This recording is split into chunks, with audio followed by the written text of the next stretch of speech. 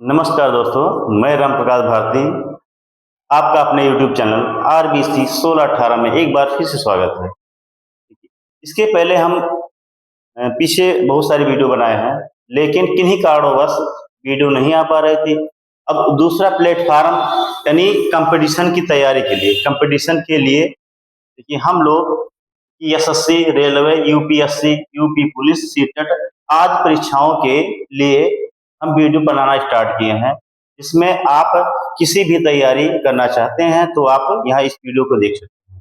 इसमें हम लोग पहले हिंदी में वर्णमाला से स्टार्ट करते हैं कि वर्णमाला क्या होता है। ठीक, बिना कुछ देर किए हुए हम लोग चलते हैं अपनी क्लास में, वर्णमाला के विषय में जानते हैं।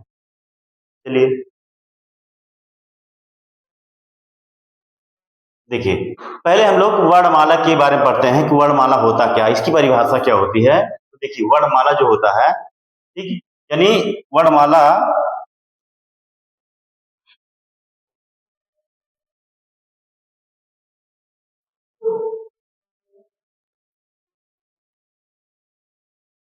चलिए तो देखिए हम लोग वर्णमाला के बारे में पढ़ते हैं पहले। ठीक है, वर्णमाला क्या होता है, चलिए देखिए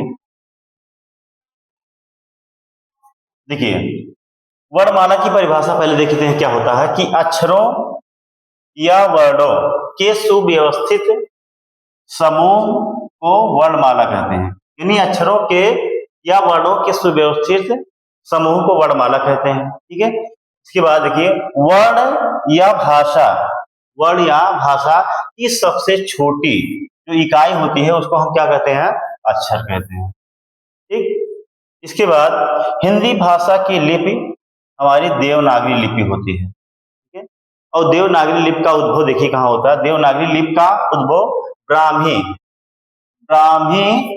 लिपि से हुआ है। इसके बाद हिंदी वर्णमाला में देखिए कुल जो है 52 वर्ण होते हैं, जिसमें से 11 स्वर होते हैं और 41 व्यंजन होते हैं। ठीक, इसको देख लीजिए ध्यान से, एक बार फिर से हम लोग रिवीजन कर लेते हैं कि अक्षरों या वर्णों की सुव्यवस्थित समूह को वर्णमाला कहते हैं और वर्ण या भाषा की सबसे छोटी इकाई को हम लोग अक्षर कहते हैं। ठीक, इसके बाद हिंदी भाषा की लिपि कौन सी होती है, देवनागरी लिपि होती है। देवनागरी लिपि का उद्भव ब्राह्मी लिपि से हुआ है। ठीक, इसके बाद हिंदी वर्णमाला में कुल मिलाकर कुल 52 वर्ण होते हैं, जिसमें से 11 स्वर और 41 व्यंजन होते हैं। इसके बाद हम लोग अगली स्लाइड में चलते हैं।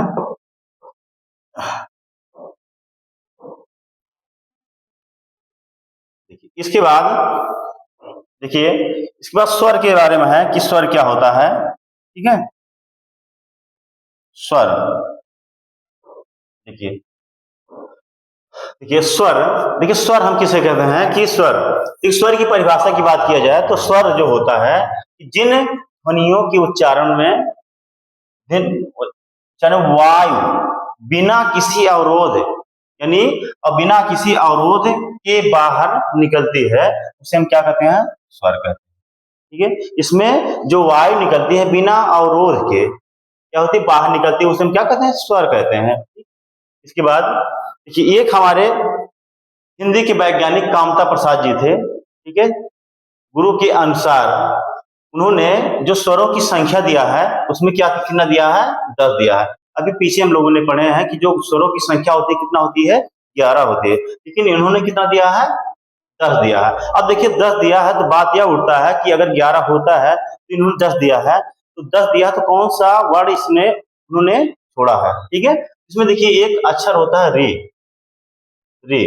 ये री जो है कामता प्रसाद जी ने ये क्या है, छोड़ दिया है, तो उसको छोड़ के इन्होंने कुल मिलाकर 10 वर्ड बताए हैं। ठीक है, बल्कि एवं अन्य विद्वानों ने, जो अन्य विद्वान थे बाकी उनके अलावा, उन्होंने जो स्वरों की संख्या है वो क्या है, 11 माना है। और आप लोग जहां भी पढ़ेंगे वो क्या होगा, 11 ही मानेंगे। ठीक है, 10 नहीं मानेंगे। ये केवल पर्टिकुलर व्यक्ति के लिए है कि अगर आप बता सकते हैं कि कहीं ऑप्शन में मान लिया आता है कि कामता प्रसाद गुरु के अनुसार मूल स्वरों की संख्या कितनी होती है, तो आप बिल्कुल बता सकते हैं कि 10 होती है। बाकी आप बेसिकली आप 11 ही मानेंगे। ठीक है, चलिए अगर हम बात करें छोटी कक्षाओं में, तो हम लोग पीछे छोटी कक्षाओं में पढ़े हैं कि जो स्वरों की संख्या होती है वो 13 होती है, ठीक है। तो 13 होती है स्वरों की संख्या। उसमें देखिए कौन कौन से वर्ण नहीं मिले दिए जाते हैं। देखिए एक होता है अंग होता है और दूसरा होता है आहा, ठीक है। ये दोनों वर्ण जो है क्या होते हैं उसमें नहीं काउंट होते हैं, ठीक है। इसलिए जो मूल स्वरों की संख्या होती है 11 होती है, ठीक। इसके बाद देखिए परंपरागत रूप से स्वरों की संख्या कितना है 13 है। देखिए अभी हम लोग बात किए हैं कि जो 13 होती है, कि हम जो छोटी कक्षाओं में पढ़े हैं कि जो परंपरागत से स्वरों की संख्या कितनी होती है 13 होती है, ठीक। इसके बाद उच्चारण, देखिए दो चीजें होती है, उच्चारण होता है और एक होता है लेखन। तो हम उच्चारण की दृष्टि से जो स्वरों की संख्या होती है कितना होती है 10 होती है। अगर उच्चारण हम करेंगे तो उसके हिसाब से जो स्वरों की संख्या होती है कितना होती है 10 होती है। लेकिन अगर लेखन यानी लिखित रूप में अगर हम देखेंगे लेखन की दृष्टि से, लेखन की दृष्टि से तो जो स्वरों की संख्या होती है कितनी होती है 11 होती है, ठीक है। तो इसको आप लोग नोट कर लीजिए, फिर हम लोग नेक्स्ट स्लाइड में चलते हैं। चलिए इसके बाद देखिए है स्वरों का वर्गीकरण, स्वरों का वर्गीकरण, ठीक। देखिए स्वरों का क्या है वर्गीकरण है।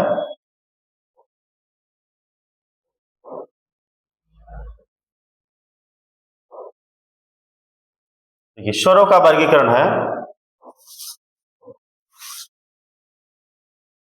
चलिए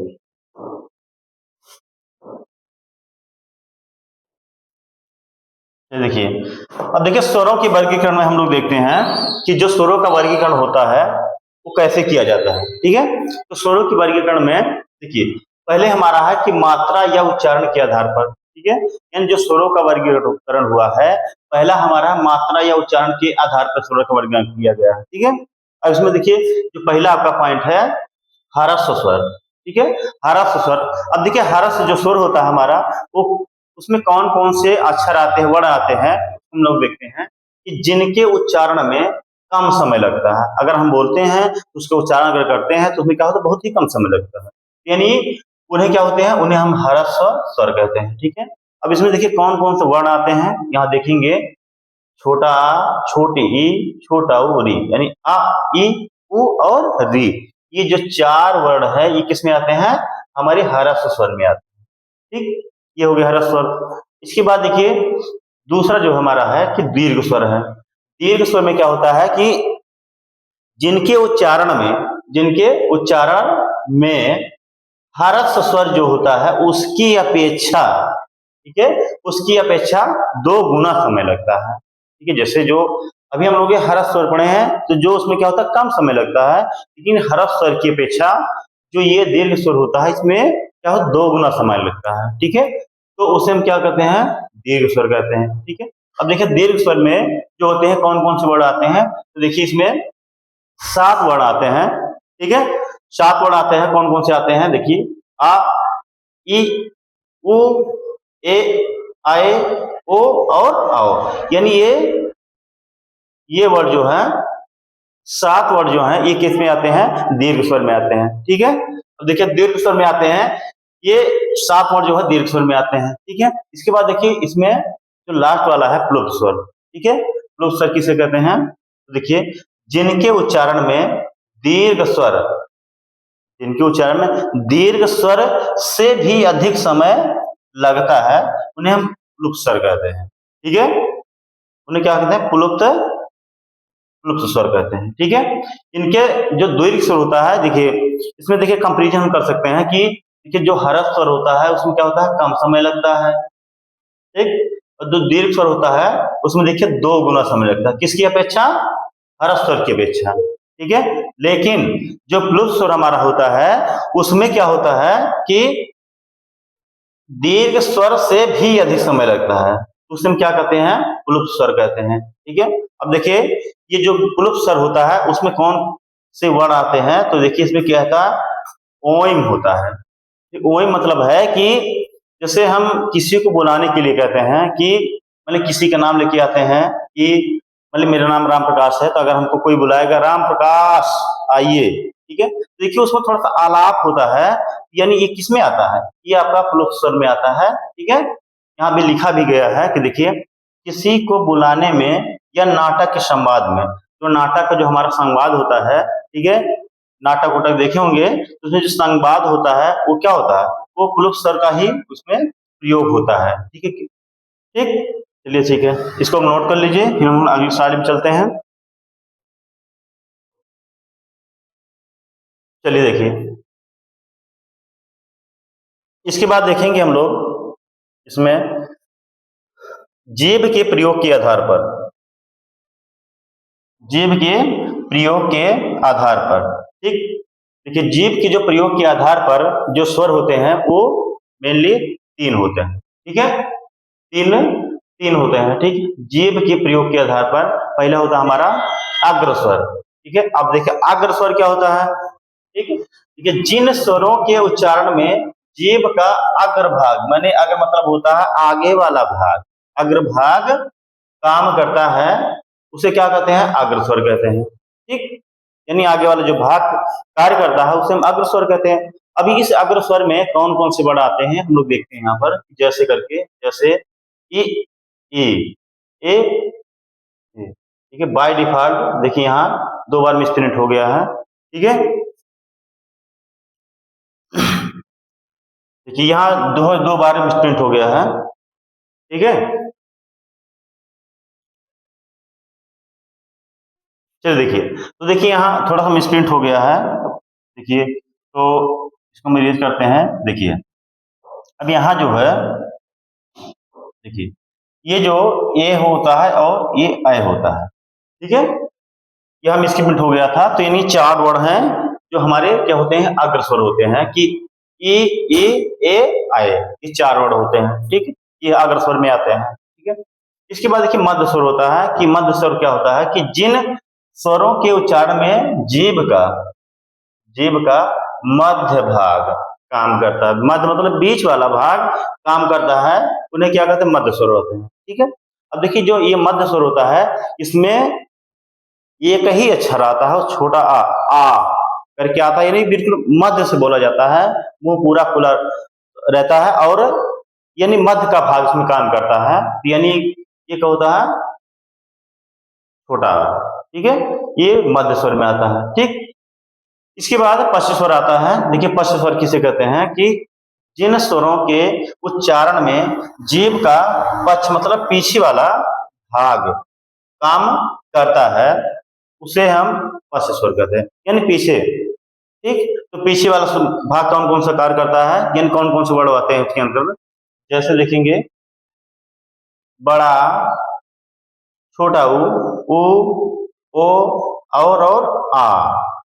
ठीक है, यानी ये जो छह वर्ड हैं ये किस में आते हैं, पाश्च स्वर में आते हैं। पिच मतलब जो जीभ का पिछला आसुरा है, तो उसमें क्या होते हैं, ये चारों वर्ड आते हैं। ठीक, हम लोगों ने पढ़ लिया। ठीक है, ये जीभ के प्रयोग के आधार पर आप नोट कर लीजिए, फिर हम लोग अगली स्लाइड में चलते हैं। चलिए,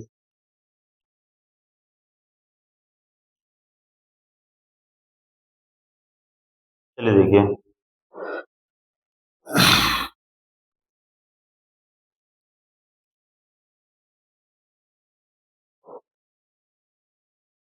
चलिए इसके बाद देखते हैं कि मुख द्वारा, ठीक है, मुख द्वार, मुख विवर के खुलने के आधार पर। ठीक है, यानी हमारा जो मुख खुलता है, ठीक है, यहाँ मुख द्वार होना चाहिए। ठीक है, ये थोड़ा सा मिसप्रिंट है, कोई दिक्कत नहीं है। ठीक है, मुख द्वार है। ठीक है, मुख द्वार, मुख विवर के खुलने के आधार पर, यानी हमारा मुख जो खुलता है तो उनको हम किस हिसाब से डिवाइड किए हैं उसको हम ले देखते हैं। तो देखिए पहला जो हमारा है विवृत है। ठीक है, अब देखिए विवृत क्या होता है, कि जिन स्वरों का उच्चारण में मुख द्वार पूरा खुलता है। ठीक है, मुख द्वार क्या होता है, पूरा खुल जाता है, एकदम वो एकदम खुला होता है, तो कि उसे क्या कहते हैं, विवृत कहते हैं, ओपन, एकदम ओपन खुला हो। ठीक है, अब इसमें जो है एक ही वर्ड आता है, वो है बड़ा आ। ये क्या है, बड़ा आ। ठीक है, ये होता है हमारा बड़ा। यानी देखिए हम बोल के देखते हैं, आप लोग बिल्कुल बोल के रिहर्सल कर सकते हैं कि बड़ा आ करके, ठीक है, ऐसे करके हम बोल सकते हैं। ये क्या होता है, पूरा खुला होता है, ठीक है, यानी इसमें विपरीत में आते हैं बड़ा आ।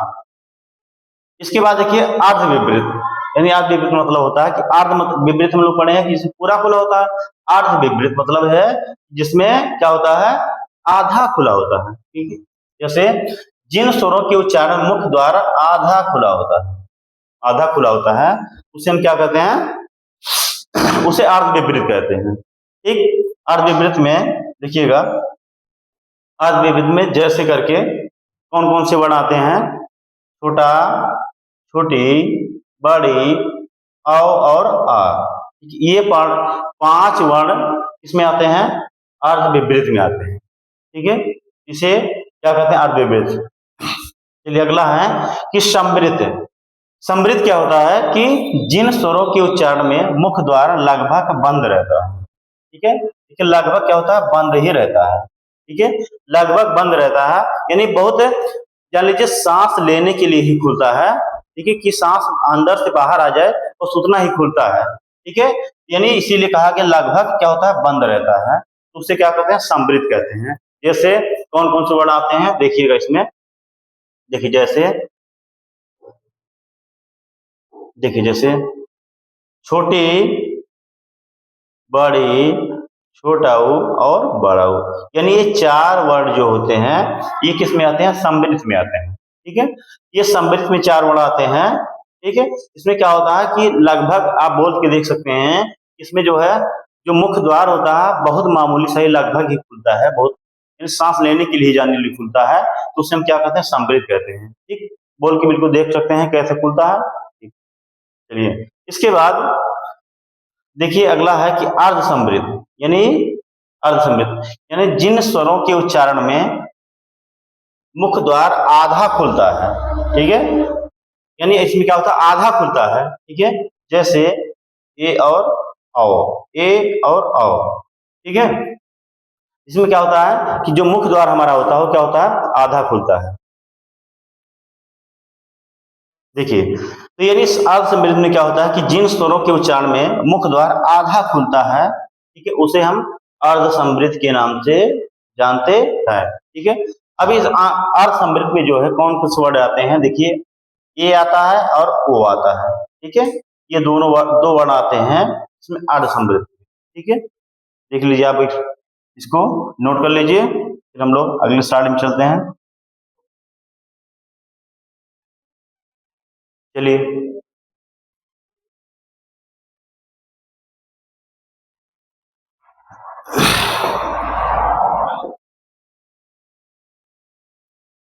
चलिए देखिए इसके बाद जो हमारे होंठ होते हैं, होंठों की स्थिति के आधार पर, यह होंठ हमारे जो है किस प्रकार की स्थिति बनाते हैं कौन कौन से वर्ड में, उसको हम स्थिति के आधार से देखते हैं, ठीक है। इसमें जो हमारा पहला है, देखिए क्या है, देखिए जो पहला है कि आवृतमुखी। आवृतमुखी, आवृतमुखी किसे कहते हैं कि जिन स्वरों के उच्चारण में ओठ वृत्तमुखी या गोलाकार, यानी जो हमारा ओठ होता है वो बिल्कुल गोलाकार हो जाता है, गोलाकार नहीं होता है, ठीक है, उसे हम क्या आवृतमुखी कहते हैं, ठीक है। गोलाकार क्या होता है, नहीं होता है, ठीक है, उसे हम क्या कहते हैं, आवृतमुखी होते हैं। अब गोलाकार नहीं होते तो इसमें कौन कौन से वर्ण आते हैं देखिएगा, जैसे जैसे देखिएगा इसमें, जैसे छोटा आ, बड़ा आ, छोटी ई, बड़ी ए और अय, ठीक है, यानी कितने 6 वर्ण आते हैं इसमें, इसमें आवृतमुखी में, ठीक है। इसमें लगभग ये जो भी गोलाकार नहीं होते हैं, बिल्कुल हम बोल के देख सकते हैं गोलाकार नहीं तो आ, ठीक है। देख खुलता तो है, खुलता है, लेकिन ये गोलाकार नहीं होता है, लेकिन कुछ वर्ण होते हैं जिसमें गोलाकार होता है, तो हम लोग आगे पढ़ते हैं कि किसमें गोलाकार होता है। इसमें हम लोग क्या पढ़ते हैं कि जिसमें होंठ, इसमें जो हम लोग पढ़ रहे हैं कि होंठ की स्थिति के आधार पर है, तो जो होंठ होते हैं हमारी वृत्तमुखी या गोलाकार नहीं होता है, ठीक है, तो उसे हम क्या कहते हैं, देखिए यहाँ थोड़ा सा मिसप्रिंट है, यहाँ होना चाहिए आवृतमुखी भाई, आवृत, ठीक है। इसमें होना चाहिए आपका आवृत मुखी, ठीक है, आवृत मुखी होना चाहिए, ठीक है। यहाँ आ छूट गया है, ठीक है। चलिए देखिए, तो यानी एक बार फिर से हम लोग देख लेते हैं कि जिन स्वरों के उच्चारण में होंठ आवृत मुखी या गोलाकार नहीं होते हैं उन्हें आवृत मुखी कहते हैं, ठीक है।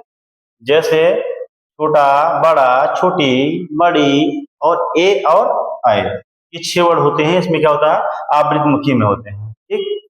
इसके बाद देखिएगा, देखिए इसके बाद वृत्तमुखी।